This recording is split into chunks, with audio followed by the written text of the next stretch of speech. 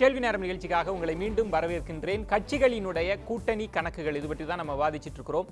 நாம் நினைப்பது போல ஒவ்வொரு கட்சியினுடைய தலைமையும் அவ்வளவு எளிதாக கணக்குகளை போடுவதில்லை. அதற்குள் பல்வேறு விதமான நுண் அரசியல் இருக்கிறது. நம்ம அது பற்றி தான் அரசியல் நோக்கர்கள் வைத்து விவாதித்துக் கொண்டிருக்கிறோம். நம்ம தொடர்ந்து பேசலாம். நான் இந்த சுற்றில் பேச விரும்புவது என்பது பல முனை போட்டிகள் இருக்கிறது. மக்கள் நல கூட்டணி அதை திமுக பி அணினே சொல்றாங்க, அதிமுகவினுடைய பி அணினே சொல்றாங்க. ஒருவேளை பாஜகவோடு விஜயகாந்த் செல்வாரையானால் அது அதிமுகவுக்கு தான் சாதகம், அதைத்தான் அதிமுக கூர்ந்து கவனிச்சிட்டு இருக்காங்க அப்படின்லாம் சொல்லிக் கொண்டிருக்க வேண்டிய வேளையில தான் இந்த சுற்று முக்கியத்துவம் பெறுகிறது. நம்ம தொடர்ந்து பேசலாம். திரு ரவீந்திரன் துரைசாமி, உங்களிடம் தான் இந்த 4 முனை 5 முனை போட்டிகள்லாம் எப்படி அமைய போகிறது, யாருக்கு சாதகமாக இருக்க போகிறது? இல்லை, இங்கே fight between Jayalalithaa and Karunanidhi தான். அதில் மற்ற இதெல்லாம் ஒன்றும் இல்லை. பட் மக்கள் நல கூட்டணி பி டீம் இல்லை. அரசியல் ஒவ்வொருத்தரும் தங்கள் இருப்பை உறுதி செய்வதற்கும் தங்களோட இம்பார்ட்டன்ஸை ஏற்றுக்கிறதுக்கும் கருணாநிதி சொன்ன ஸ்டேட் இல்லை, கருணாநிதி ஸ்டேட்மெண்ட் தவறு. கருணாநிதி ஸ்டேட்மெண்ட் தெரியாது. அவர் கருணாநிதி ஸ்டேட்மெண்ட் என்னன்னா ஆன்டி ஜெயலலிதா ஓட்டு கொஞ்சம் கூட இவங்களுக்கு பேரை கூட அங்கே அவர் பொலிட்டிக்கலி அதை சொல்றாரு. மற்றபடி ஃபைட்டுங்கிறது கருணாநிதிக்கும் ஜெயலலிதாவுக்கும் தான் இருக்கும். தன்னோட டிசைடிங் ஃபேக்டர் ரோலை பிளே பண்ண தான் விஜயகாந்த் விரும்புவார். விஜயகாந்த் மிகவும் முக்கியமானவராக இருக்கிறதுனால தான் ராமதாஸ் தனிச்சு போட்டிடுறாரு. அதாவது நீங்க இதுவரை நாங்கள் வெற்றி கூட்டணின்னு சொல்லுவார் டாக்டர் ராமதாஸ். இதே ராமதாஸ் அவர் பிஜேபி கூட்டணியில் இருந்தாலும் கூட மூத்த தலைவர், தமிழகத்தின் பெரிய தலைவர் என்ற பெரிய மதிப்பை கொடுத்து அவர் தலைமையில் தான் இவருக்கு பேரம்பேத்தி கல்யாணத்தை நடத்தினாரு. அப்போ ராமதாஸ் திமுக கூட்டணி முயற்சி பண்ணல. ரிப்போர்ட்டர்ஸ் கேட்டாங்க பாமக திமுக கூட்டணி வருமானு. கருணாநிதி என்ன சொன்னார்? செயற்குழு பொதுக்குழு கூடி முடிவு செய்யறாரு. இதே கருணாநிதி விஜயகாந்துக்கு அழைப்பு மேல அழைப்பு கொடுத்துட்டு இருக்காரு. So Vijayakanth is more important. 2011 வெற்றியில டிசைடிங் ஃபேக்டர் விஜயகாந்த் கருணாநிதி கருதுறாரு. சோ கருணாநிதி அவருக்கு முக்கியத்துவம் கொடுக்கிறாரு. விஜயகாந்துக்கு என்ன இருக்குன்னு நாம் வேறுபடலாம், அவரு வேறுபடலாம், இவரு வேறுபடலாம், அவரு வேறுபடலாம். But is player is Karunanidhi. Karunanidhi என்ன முடிவு எடுக்கிறாங்கிறதா மெயின். சோ அவர் விஜயகாந்த் முக்கியத்துவம் கொடுக்கறதுனால அவர் விஜயகாந்த் 2006 சோனியா பிளே பண்ண ரோல், 96 மூப்பனார் பிளே பண்ண ரோல விஜயகாந்த் பிளே பண்ணுவார்னு எதிர்பார்த்துட்டு இருக்கிறாரு. சோ இந்த சூழல் அடுத்தால ஜெயலலிதாவுக்கு தனிச்சு இருக்கிறாங்களா, பிஜேபி கூட போறாங்களாங்கிற மட்டும் தான் கொஸ்டின். பிஜேபி மேலிட விரும்புங்கிறது தெளிவு. ராஜ்யசபாவிலையும் ஜெயலலிதாவால பிஜேபிக்கு எந்த லாபமும் இல்லை. சோ மோடி ஈஸிய கெயினை தான் எதிர்பார்க்கக்கூடிய ஆளுங்கிறது குஜராத்தில் எல்லாத்துக்கும் தெரியும். கெயினுங்கிறது இந்த கூட்டணி தான். இப்போ கூட்டணி வச்சாதான் 19 கூட்டணி வைக்க முடியும். சோ ஜெயலலிதா அதுல முடிவு என்னன்னு தெரியல. அது நம்ம முடிவுக்கு வராம அதை பற்றி பாசிபிலிட்டிஸ் மட்டும் நம்ம பேசிக்கிறோம். தெரியுது திரு ஷியாம், இதுல இன்னொரு பார்வை முன்வைக்கப்படுவது என்றால் மக்கள் நல கூட்டணி அதிகமான வாக்குகளை பெறுகிறது என்றால் அது அதிமுகவுக்கு சாதகமாக தான் அமையும் சொல்றாங்களே, அதை நீங்க எப்படி? நான் அதை ஒத்துக்க மாட்டேன். அதாவது அதிமுகவோட பி டீம்னு சொல்றது இருக்குல்ல, அது தவறான கணக்கீடு. எப்படின்னா, வெற்றி என்பது ஆதரவு ஓட்டுகளால் மட்டும் நிர்ணயிக்கப்படுவதே கிடையாது. வெற்றி என்பது ஆன்டி ஓட்டால தான் நிர்ணயிக்கப்படுது, எதிர்ப்பு ஓட்டால தான் நிர்ணயிக்கப்படுது. உதாரணமா ஜெயலலிதாவின் எதிர்ப்பு ஓட்டு, கலைஞரின் எதிர்ப்பு ஓட்டு, இப்படித்தான் அந்த ஓட்டு பிரியுது. அப்போ கலைஞர் எதிர்ப்பு ஓட்டு பூராவும் யாருக்கு கிடைக்குதுன்னா எப்பவுமே அதிமுகவுக்கு தான் கிடைக்குது. நீங்க நல்லா யோசிச்சு பாருங்க. எம்ஜிஆர் காலத்துல இருந்து 2 எதிரி அவர் வச்சுக்கிறதே கிடையாது. ரவீந்திரன் கூட இதை ஒத்துவார் நான் நினைக்கிறேன். எதிரி எப்பவுமே 2 பேர் இருந்தாலும் ஒருத்தரை தான் நம்ம எதிரியா வச்சுக்கிறோம். உதாரணமா எம்ஜிஆர் காலத்துல 2 எதிரி, ஒன்னு கருணாநிதி, இன்னொன்னு காமராஜர். ஆனா எம்ஜிஆர் காமராஜரை கண்டுக்கவே இல்லை. அவர் கலைஞரை மட்டும் தீய சக்தின்னு சொல்லி அதை எஸ்டாப்ளிஷ் பண்ணிட்டாரு. ஆக கலைஞர் எதிர்ப்பு ஓட்டு பூராவும் நமக்கு வந்துடணும் அப்படிங்கறதா அதுல பாயிண்ட். அப்போ ஜெயலலிதா எதிர்ப்பு ஓட்டு பூராவும் திமுகவுக்கு வரணும் அப்படின்னு கலைஞர் விரும்புவார். அது வராது, அது பிரியும். அதனால இது ஜெயலலிதாவோட பி டீம், அதிமுகவோட பி டீம்ங்கிற அந்த முத்திரையை அவர் குத்த பாக்குறாரு. ஆர் இன் அதர் வேர்ட்ஸ், நீங்க அதிமுக அரசு வரவே கூடாதுன்னு நீங்க விரும்புனீங்கன்னா பி டீமுக்கு ஓட்டு போட்டுறாதீங்க, நான் தான் சரியான டீம், எனக்கு ஓட்டு போடுங்கன்னு அவர் மறைமுகமா சொல்றாரு. இதுதான் பாயிண்ட். இவங்க பி டீம் கிடையாது. மாற்றம் வரணும்னு எப்பவுமே மனிதர்கள் விரும்புறது இயற்கை. நம்ம எல்லாருமே மாற்றம் வேணும்னு எதிர்பார்ப்போம். இந்த மாற்றத்தை தர்றதுக்கு அப்பப்போ முயற்சி நடக்குது. 96 நடந்த முயற்சி வைகோ, ட்ரைடு, டெஸ்டட், ஃபெயில்டு. 2006 நடந்த முயற்சி விஜயகாந்த், ட்ரைடு, டெஸ்டட், ஃபெயில்டு. இப்ப 2016 சீமான் மாற்று முயற்சி எடுத்துட்டு இருக்காரு.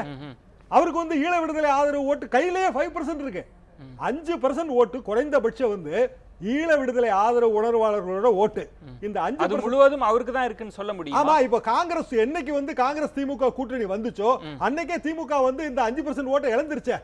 அதை நீங்க எப்படி பார்க்கறீங்க? நான் இதுல ஒரே ஒரு கேள்வி என்பது, இப்போ அதிமுகவுக்கு எதிரான வாக்குகளை யாரு கேபிட்டலைஸ் பண்ண போற, இதுதான் ஒரு கேள்வி இருக்கிறது.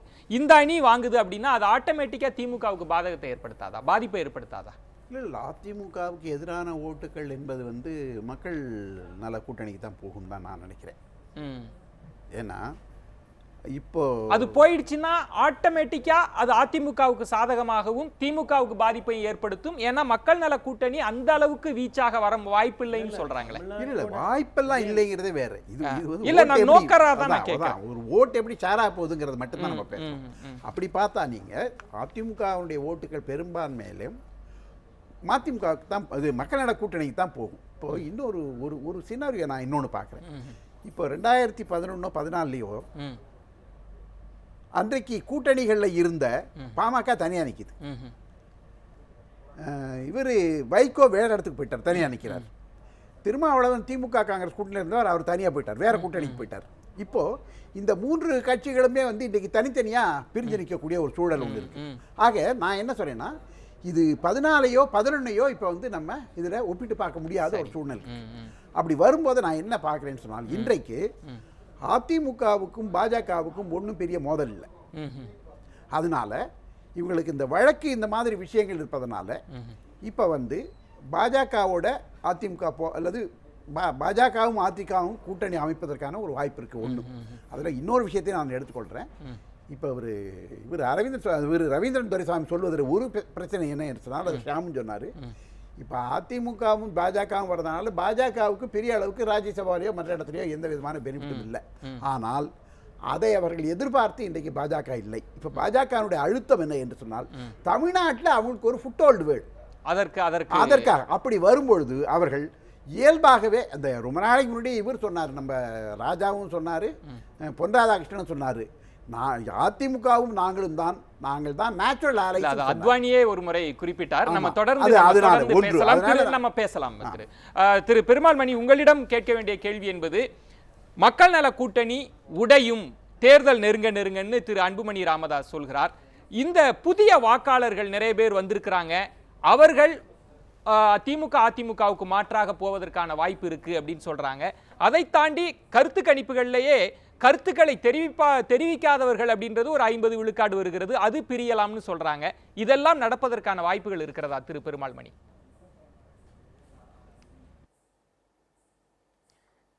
இல்லைங்க, தமிழ்நாட்டோட ஓட்டிங் பேட்டர்னை, அதாவதுங்க தமிழ்நாடோட ஓட்டிங் பேட்டர்னை மட்டும் பார்க்கக்கூடாதுங்க, ஓட்டிங் பிஹேவியரையும் பார்க்கணும். ஓட்டிங் பிஹேவியரை கடந்த 1989 எடுத்து பார்த்தீங்கன்னா, ஒரு எவால்வ்டு டெமோக்ரஸியில தான் இப்படி மாநிலம் முழுமைக்கும் ஒன்று இந்த கட்சி அல்லது அந்த கட்சி அப்படின்னு தேர்ந்தெடுக்கிற வாய்ப்பு இருக்கிறதுன்னு யோகேந்திர யாதவ் மாதிரியான சிஃபாலஜிஸ்ட்லாம் சொல்கிறாங்க. அப்படி பார்க்கிற பொழுது அதிமுகவுக்கு எதிரான ஓட்டு திமுகவுக்கு போகுமே தவிர அது மக்கள் நல கூட்டணிக்கோ அல்லது வேறு எந்த கூட்டணிக்குமே போவதற்கு வாய்ப்பில்லை. நான் இங்கே ஒன்றை பதிவு செய்ய விரும்புகிறேன். இந்த மக்கள் நல கூட்டணிக்கு கூடுகிற கூட்டம் எல்லாம் குறைந்தபட்சம் அவர்கள் ஒரு 3% வாக்கை பெற்றாலே கூட அது இந்த தேர்தலில் ஒரு பெரிய ஆச்சரியமாகத்தான் இருக்கும். இரண்டாவதாக நான் என்ன சொல்கிறேன் என்றால், விஜயகாந்த் போன்றவர்களுக்கு கொடுக்கக்கூடிய முக்கியத்துவம் ஊடகங்களாக இருக்கட்டும் அல்லது பல்வேறு இடங்களில் கொடுக்கப்படுகிற முக்கியத்துவம் எதற்கென்றால், மற்ற சிறிய கட்சிகளை இவர்கள் அடக்கி வைப்பதற்கான வழி அதுதான். அதாவது என்னன்னா, நீங்க இந்த சிறிய கட்சிகளில் நீங்க ஒன்றும் பெரிய கட்சி இல்லை, விஜயகாந்த் ஒரு முக்கியமான சக்தி அப்படிங்கிற மாதிரி சொல்லுவாங்க. ஆனால் பேரம், அரசியல் களம், எந்த தொகுதிகளை கொடுப்பது என்றெல்லாம் வருகிற பொழுது அதை திமுக அதிமுகவுக்கான யுத்த களமாகவே வந்து வைத்துக் கொண்டிருப்பார்கள். அப்படி பார்க்கிற பொழுது மக்கள் நல கூட்டணி உடைகிறது உடையவில்லை என்பதெல்லாம் தமிழக அரசியலில் இன்றைக்கு முக்கியமில்லை. அவர்கள் ஒன்றுபட்டு இருந்தாலுமே கூட அவர்கள் ஒரு டிசைடிங் ஃபேக்டராக இருப்பதற்கு வாய்ப்பே இல்லை என்றே நான் மதிப்பிடுகிறேன். பெருமாள் மணி, உங்களுடைய இறுதியாக ஒரே ஒரு கேள்வி, உங்களுடைய ஆசையை சொல்கிறீர்களா அல்லது அரசியல் நோக்கராக உங்கள் பார்வையை சொல்றீங்களா? நீங்க இறுதியா சொன்னது மக்கள் நல கூட்டணியை பற்றி சொன்னது உங்கள் கணிப்பா? அரசியல் அதெல்லாம் தனித்தனியாலாம் இல்ல, என்னுடைய புரிதலினுடைய எல்லை இவ்வளவுதான். நன்றி. திமுகவுக்கும் அதிமுகவுக்குமான இன்னொரு தேர்தல் இது, அவ்வளவுதான். மற்ற எல்லோருமே சிறிய பிளேயர்ஸ் தான். நன்றி. நீங்க இத்தனை வருஷங்க 89, 91, 96, 2001, 2006, 2011, 2016 இத்தனை தேர்தல்களிலும் மக்கள் எந்த மனநிலையில் வாக்களித்தார்களோ அதே மனநிலையில் தான் இப்போதும் வாக்களிக்க போகிறார்கள். நன்றி நன்றி அதனால் நன்றி மற்ற பெருமாள் எந்த கூறுகளும் இந்த தேர்தலில் வேலை செய்யாது. முக்கியமான கட்டம் அரசியல் நோக்கர்களினுடைய, ஏன்னா ஒவ்வொரு விவாதத்திலும் அரசியல் நோக்கர்னு இருப்பாங்க. அரசியல் கட்சிகள் பிரதானமாக அவங்களையே முன்னிலைப்படுத்துகிற போது பலதரப்பட்ட கணக்குகள், கட்சிகளினுடைய எண்ணம் என்ன இருக்கு, ஒரு அரசியல் கூட்டணின்றது சாதாரணமானது அல்ல, அவங்களுக்கு பல்வேறு விதமான கணக்குகள் இருக்கு அப்படின்றதெல்லாம் தெளிவுபடுத்தினீங்க. உங்கள் மூவருக்கும் என்னுடைய நெஞ்சம் நிறைந்த நன்றிகளை தெரிவித்துக் கொள்கிறேன். பெருமாள் மணி, உங்களுக்கும் என்னுடைய நன்றிகளை தெரிவித்துக் கொள்கிறேன். மீண்டும் மற்றொரு ஆழமான தலைப்பில் சந்திக்கிறேன். அதுவரை உங்களிடமிருந்து விடைபெறுகிறேன். நன்றி, வணக்கம், நள்ளிரவாகட்டும்.